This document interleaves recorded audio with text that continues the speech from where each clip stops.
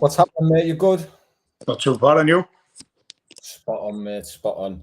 We've went straight in live here, mate. Just letting you know. Spot on. Nice swearing then. Oh, you can swear, mate. Say what you like. Well, I was going to say, mate, started off with BKFC London, you know, with the wins. Yep. What did you think of Sam Shoemaker when you come face to face with him? I think he's lied about his height. I think I'm about 5 mil short of 6'3" myself, and he's trying to see 6'3", and I was a bit bigger than him. Like I say, Sam's a nice kid, you know, but you know when you look at somebody and you know you've got them. I thought, I've got you. I'm going to pass you. Were you fully confident going into the fight then? 100%. Yeah, I had an injury-free training, you know, all the way up to the fight, so I knew I was sharp and hitting hard, you know. So I could just tell you now, going into, like, looking into his eyes as well, I think he was a little bit worried. Yeah, I suppose obviously it would have been his first time fighting in the UK and that as well, won't it? I mean, he's probably tired as well, you know. I think, but the way I've seen it is when we fought, that would have been like 6 o'clock in the evening, his time. That's when you go to the gym anyways. So I think the only difference was like they had to get up a little bit earlier than normal. But it's no different from when I fight anywhere, you know, over the world. It's the same. Yeah, I think it's only 5 hours difference, isn't it? It is a nightmare when you come back. I don't know if you've been to America and you come back. It is a nightmare. But when you've got no work to get up for, you've just got to get up and lounge around all day. I don't think it's that bad. Yeah, I was over there working for a year. Well, I went over there 2 years on the bounce, but when I was out there for a long time, obviously it does affect your body clock, doesn't it? It does a bit. Like, I mean, I'll go on holiday there, you know. And after 2 weeks, I come back and I've got to get up at 8 o'clock for work. It's a killer. Yeah. So the morning of the fight, mate, at BKFC London, how were you feeling? Were you nervous for it in that? Because it was a massive show, wasn't it? I don't really get nervous for fights. I don't know. I'm quite lucky that way. I try to just zone everything out. So, like, I know I've done everything I can do, and like, you don't take a fight unless you think you're going to win it anyway. So by the time the fight comes, I think I'm quite confident I'm going to win. Yeah. So the first round, did it go the way you were expecting it to go? I went a little bit quicker than I thought. I was just going to try and find out what he was doing and where he was, like, trying to find mistakes he was maybe making. Yeah. And then I think he come flying at us with a shot. I think I countered with a left hook. And I could see, like, when I've caught him, he pulled a short face, like it hurt him. Yeah. So I thought, I'm just going to try and pick the pace up. I think I can finish him. Yeah, I didn't enjoy it. But, I mean, I like hitting people. If you're going to get paid to hit people, it's not bad, is it? I suppose not, mate. I suppose not. And the venue and that as well, what did you think of the setup? It was tremendous. I mean, just the lighting rig. I mean, it was the same one on Tampa. They've got it boxed off, you know, the setup. But it's just massive, you know. It's the biggest show I've fought on. Yeah, the crowd as well. I was sat like at the bottom bit, but all your like fans and the people who come down for you with the army, they were just roaring. They meant the crowd, like. Yeah, they're loud. My pals are loud. But go on, mate. Just saying, I was quite lucky with the seating, with the seats that we got. I got all my pals, I think were 100 quid seats, but they were right on top of the ring. Yeah. So when I did fight, it was just, the noise was right on there, you know. Yeah, it was amazing. So are you planning on fighting more in America now than you're going to be in the UK? Wherever the money is, really. I mean, the end goal is to try and get a visa to move over there, you know. But if I mean, they pay good money, you know. So if they offer you good money in England, you fight in England. And if they offer you good money in Thailand, you go to Thailand, don't you? I'm easy, mate. As long as it pays, I'm there. Yeah, is it right that I'm hearing that you're headlining the show in Newcastle? So like, I don't think anything's been confirmed yet, but I've been approached and I've had a couple of names put forward to us, which I think I'm going to keep to myself at the minute. Yeah. But there's some alright big names in there as well, so I'll fight anyone really. But if the bigger the name, the better, isn't it? Yeah, definitely. What a show as well to have up here in the northeast. Oh, it'll be massive, won't it? I mean, Do you know what it is? Like the BKFC was saying, it was a home show for me, down in London. Yeah. It's a 6-hour trek for us to get down there. The first time I fought in London and being told I'm the home fighter. So it was a nightmare for us to get down because all the trains got cancelled, all the tubes were on strike. So I had to get a coach down. People were making their own way down and stuff. It was hard. Yeah, I bet it was. It was a nightmare just for me traveling. Never mind doing what you do. I mean, it's not as bad as you think. We got there 3 days early, so we were quite relaxed in that by the time the fight day. And BKFC supplied a shuttle bus for us, so it was just a case of standing at the lobby door and waiting to get picked up. Yeah. So the rankings, the BKFC rankings, obviously Sam Shoemaker was in the top 5, wasn't he? I didn't know, I haven't really looked. I think he was. I think he was 5th. I'm sure he was.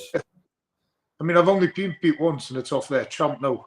And like, to be honest, I really wasn't well when I fought him. And I think I gave him a bit of a tasty fight for the first 3 rounds. I could go, So I'd like to see myself in the top rankings, and definitely want that rematch, because I think if I was fully fit, it might be a different story on that one. Yeah, I've spoke to Mosley, and he was telling us about when you were over there, and he said he'd come in the room and you just didn't look at yourself at all. You were bad as a dog when you were over there, like. You know what it is? I didn't eat for about 4 or 5 days. I think I lost 2.5 stone in a week, and like, there were corners, but like, if I'd have pulled out, I would have been, there's the brick kid getting 2 weeks in Mexico paid for, and I just pulled out and off. You know what I mean? So like, I'd rather go in and get beaten than be a coward. You know what I mean? It's just, if I'd have pulled out and not fought, I would have been a coward. So like, you just got to go in there, fight as best you can when you can, and not be a coward. Because I don't care what people say. When you get unwell and you pull out, people call you. Yeah, definitely. And if you're fighting you're unwell and they're going, I didn't make an excuse that I was unwell. I still thought I'd give Arnold a half decent fight. What got me was people were saying I pulled the fight, because there was betting involved, and I never ever cheat ever. I wasn't well, That's what I was saying. I haven't cheated. I got beat. Yeah, you give him a good fight as well, didn't you? Like, there should have been a knockdown scored as well. I'd say where he grabbed all your arm and that was it. Knockdown touched the canvas and that, didn't he? I mean, if he wasn't knocking us down, he's trying to suck us off. You know what I mean? He was. But a couple of times I think I've wobbled him as well, But I mean, Arnold hurt me as well. I mean, I didn't think Arnold had that much power when he caught us with a left hook. I don't know if you've ever been hit in the head with a bat. He sort of hit us, my whole head vibrated. But that's what it felt like. I don't know if you've ever been hit with a bat. That's what I felt like. But he's a good kid. Can you hear me? Yeah, I can hear you. So what was he like as a fighter? Like, Arnold. Yeah. Great. He's a great fighter. I love watching him fight. He's elusive. He moves well. He throws the right shots at the right time. He's a nice lad as well. I was talking after the fight. He's a cracking lad, Great fighter. I like watching him fight, but I still want to beat him, I hate when someone's got one over us. So I definitely want the rematch. Yeah, you can't be that many fights away from it, though, can you? Really? I think I've been told if I get another win under my belt, I'm there again, So, I mean, really, my bare knuckle boxing records a lot more than what they say. I think I fought Cowboys Michael Quinn, and then I fought Carl Cook, and then I fought Danny Batchelder, and I fought John Lewis, Harry Miles, and then Josh Burns, and then Arnold Adams and Shoemaker. So I think I've had 8. Is it 8 there? So there's 8 fights I've had bare knuckle. I've only been beat once. And when I'm looking at like these UFC kids coming over, now no disrespect to some of the lads they're fighting, but they're hand-picking journeymen. Kids who've had 4 wins, 4 losses. When I went in, I said, right, I went straight to the top. I went to Joey Belter and Arnold Adams because I thought them were the 2 top fighters. I don't want the easy fights. Every fight I've had, like Harry Miles was from, he was a European level pro boxer. You got Danny Batchelder went the distance with James Toney. You've got Cowboys, Michael Quinn, he was meant to be King of the Gypsies. Josh Burns, he was good. John Cowboy on like short notice as well, wasn't it? Like the day before or something like that. The Michael Quinn was a week before. Yeah, I knew it was short notice. he was meant to fight Decker when Decker Heggie. Right. Decker Heggie pulled out the week before. So I took the fight in a week's notice. I hadn't fought for a year. I'd broke my hand. I'd shattered my thumb in 4 bits the year before. So I hadn't trained for a year. I mean, I could have run, like, but I was just being lazy. But obviously, I got it was Dave Wheel gives a phone call for the fight. So obviously, once I got the phone call, I tried to do a couple of runs, make sure I was fit enough. I'd already accepted the fight, like, and then I was lucky enough because he caught us in the first round, it dropped us, and I think I was out cold really, but still fighting. I'm just on autopilot, and every time I come back to the corner, I was asking if it was the second round. It was like the 4th and 5th round, so I still thought I was in the first round every round. I think I just kept us going. I'm only in the first round. But, did you? Was that your first proper organised bare knuckle fight then? I was, yeah. Now, how many years ago will that have been now? 2016. What actually got you into the bare knuckle? That offer? I just got asked. You know that Stu Armstrong? Stu Armstrong. Rings a bell. BKB, ladies and gentlemen. Oh, yeah. One of my good friends, ladies and gentlemen. Well, he had asked us to do it the year before. And at the time, the standard was terrible, you know. It was shocking. And he was offering £300 a fight. And obviously, I get paid a lot more when I was doing the Thai boxing, the K1. So I laughed at him. I went, I'm not being funny, but they're crap. And, like, the money's shit, so I wouldn't get my face punched in for nothing. Yeah. And then I fought Cowboys. And then I think James Quinn's company just dissolved. Because obviously, I tried to stay loyal to him and stay with his company, and it dissolved. Yeah. And I got a message off Jim and Joe, would you come over to BKB? And that's how that started. Yeah, so how many fights did you have in total in the BKB? Cook, Batchelder, John Lewis, Harry and Josh, 5 fights. So, I mean, you probably got one of the best records, haven't you, as well, in the bare knuckle? Well, that's what I keep saying in the, like, for like opponents. I think I had probably, no disrespect to Carl Cook. Carl stepped in last minute. I was meant to fight a lad called Paul the Titan Taylor, and he pulled out like 3 days before. So fair play to Cook, he's stepping in, but he's a journeyman. But that's the only one I've got on my record. The rest of them are actually good boxers. Yeah, like even John, John's up from near where I live. He's a good boxer. Like, he was quality in the amateurs and all that, wasn't he? And done well, unlicensed. It's hard fighting John because he's my mate. You know what I mean? I fought John twice and he's my pal, you know. It's like, what do you do? Once you get in the ring, it's like, I'd fight my mum if she got in, then you get the paid to do what you're going to do. Yeah. It's all good doing it after the fight. Oh, John's a cracking kid. I'll get on well with John. Yeah, so the future's just to aim for Adams and get the title shot. Yeah, 100%. I mean, I think Adams is fighting Belcher now, isn't he? Belcher next. Yeah, I think that's who he's fighting, that Alan Belcher, isn't it? But again, Belcher, like, who did he fight? Bobo or something? Didn't he lose his fight not long ago, Belcher? No, he picked Bobo, so he's fought Bobo, and then he beat Tate, which was a good knockout. Tate's got a nice right hand.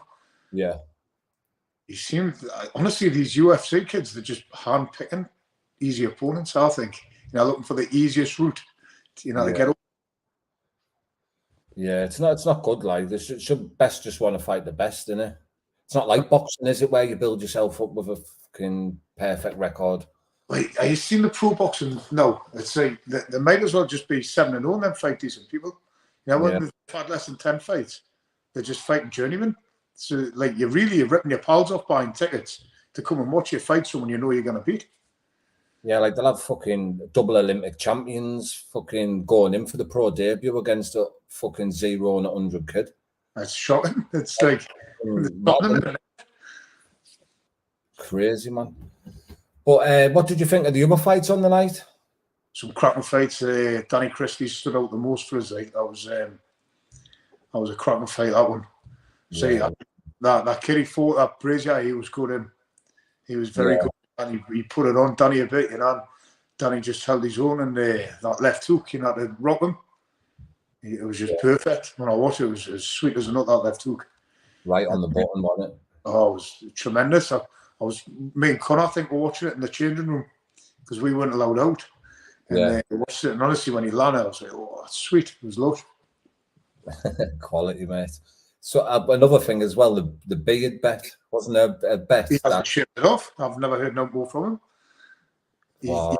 He texted us to say he was going to do it, and I haven't heard a thing from him.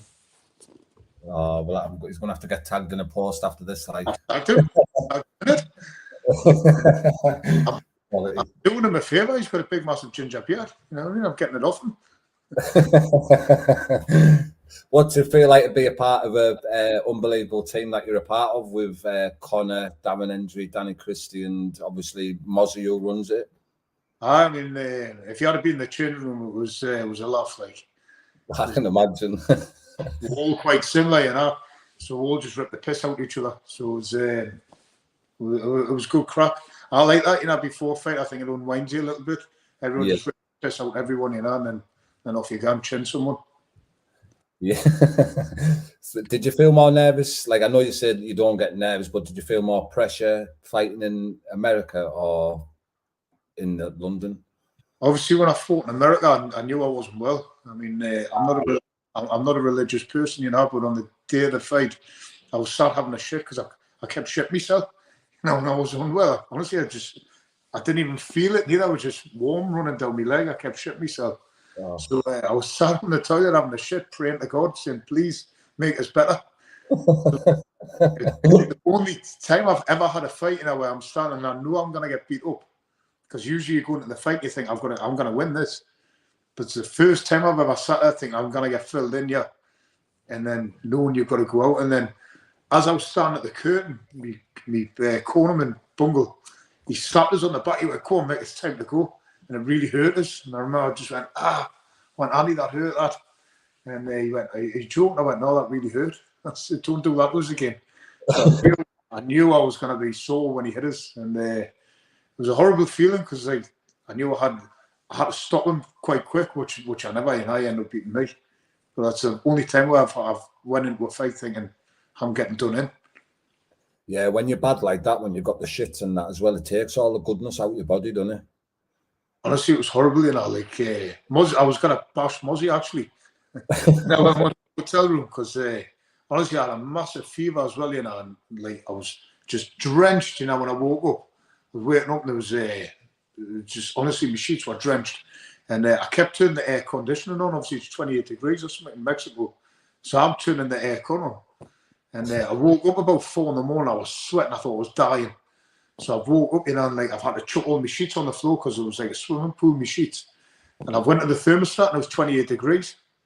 I was thinking, hey, I've left it on like on 1 degree. So anyways, I've went down, I've turned it back down to 1. And I woke up at 6 in the morning, I'm sweating again, 28 degrees. So I went over to the thermostat and I'm thinking, what? It must be broke, it keeps turning itself back up. And then Andy, my pad man, he was lying on the bed, he went, mate, it's Mozzie's turning it up. So and he's sitting there with his quilt over me, went, come on, lads, I can see me breath. I says, you fucking little dick, I'm dying, man. So, if I had the strength, I would have strangled him that day. I can see me breath. He's got a man accent. He's class Mozzie, like fucking love it. He has a good laugh. He's quality, man. But before fucking I'm crying. Yeah. Before we wrap it up, mate, is there any like sponsors or shout outs or out you want to share with us before you go? Got loads, you know. I need to write them down, really. I've got Pete Burke and Sons. I've got Skelton Scaffolding. I've got RDPM. I've got John Ainsley's Metalwork. I've got RW block paving or dry resin paving. I've got Summit Shack. I've got loads. I need to write them down, really. If you want, you can send us to them and like a listen. I'll put it in the description of the video. If you didn't mind, I've got a lot of people who've been helping us out on this one, like, so really appreciate all of them, you know, and they've really helped us out, you know. Computer Clinic, Mark Bailey, he was a big help to us this time. Massive shout out to him and Pete Burke. So I've had a lot of help along the way, and it's nice, you know, because it's hard and people don't realise how expensive it is to train. You know, and like they do help you out when they help you. That's what I mean. Like it's fucking, it's quite sad really that some lads have to like keep working and that, innit? I mean, I don't mind working, you know, I've got kids, I've got to feed them, you know.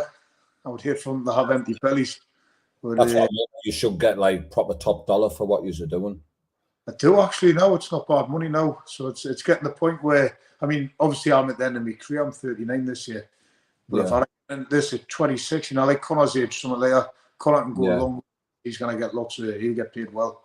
Obviously I'm at the end of my teller really.